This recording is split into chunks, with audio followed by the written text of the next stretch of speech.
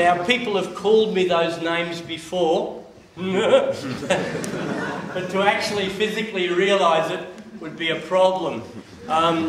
In the meantime, we did try a sort of a different approach altogether, and with the help of Tissue Culture and Art Project in Perth, we, in 2003, grew a series of ears using living cells. Quarter-scale replicas of my own ear, so we cast my ear, scaled it down, created a polymer scaffold, and then seeded that scaffold with living cells. In the past, we've grown an ear using mouse cells, human donor cells, and cells from the HeLa cell line. The ear is growing in this rotating microgravity bioreactor. This was actually designed from microgravity work by NASA in 0G. Every 3 or 4 days, the ear had to be fed with nutrients to keep it growing. And we've grown about 7 of these ears. But the problem here was that we could only grow very small ears, about quarter scale. So tissue culture techniques don't allow larger structure than this at the moment. It's in an incubator at 37 degrees centigrade with carbon dioxide pumped into it to maintain the alkaline levels of the nutrients, and we had this projection on the wall from a camera looking at it in the inside of the bioreactor. So, okay, next slide please. Then this was actually a sample ear that was grown and stained, but I had to decide on a better anatomical position, and so finally the forearm, the skin of the forearm is soft and smooth, very much like the skin of the ear. So it was decided that this would be a good place to have the ear, and it would be anatomically safe to construct it in this position. And in 2006, that's just last year, in June, we had the first surgical procedure to realise this project on my arm. And okay, go back. Yeah, okay. So we implanted a skin expander, and every week for 2 months, I was injecting into this port here sterile saline solution.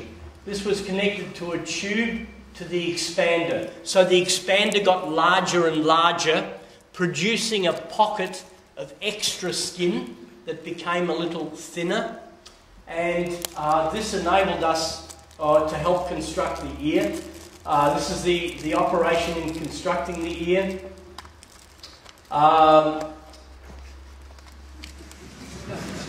The ear was inserted through this, through the hole in the skin. The skin was separated from the muscle, and this is called Med-Por. It's a porous, biocompatible material that, because of it is porous, it allows the skin cells to grow into it. So the result of this is when you insert it into your arm, and this is a suction drain, the skin is sucked over the scaffold, giving the ear its shape, right? And then over a period of 2 weeks, with the suction on, it allows the skin cells to grow into the scaffold, adhering the skin to the scaffold, and the ear retains its shape. This was only a relief of an ear. So in other words, there has to be a third operation that will be the conclusion of this. And Here's a little bit of video from the surgery. Actually, the funny story about this was that the cameraman fainted. But the producer reassured me that they had caught the camera before he fell to the ground. So they saved the camera and the documentation proceeded. But it was rather ruthless, and the final result then is what you see here now, which is a relief of an ear.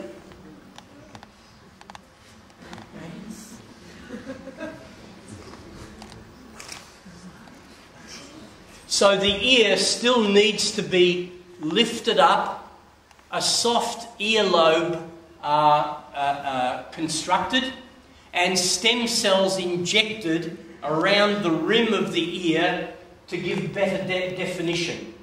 So there'll be stem cells extracted from my bone marrow, producing a cartilage that will actually grow within my ear to give it better definition. And so it'll be a much more three-dimensional form. What was done at the time, but had to be removed because of a severe infection, was that we had already implanted a microphone in the ear. And in fact, you'll be able to see in a moment when the microphone is tested. It was a very miniature microphone connected to a Bluetooth wireless transmitter. So here we're actually making an insertion to be able to thread the microphone into the ear itself. Unfortunately, it did create a serious infection, and for 1 week, every hour, on the hour, we had to inject saline solution into my arm to try to flush the infection out. There is still a possibility that I have to start all over again, that this ear may have some residual infection. And this would be a serious setback because financially it's not easy to raise the money to have 3 surgeons, 2 nurses, an anaesthetist, and have operating theatres for these two operations. But in this project, the idea is twofold.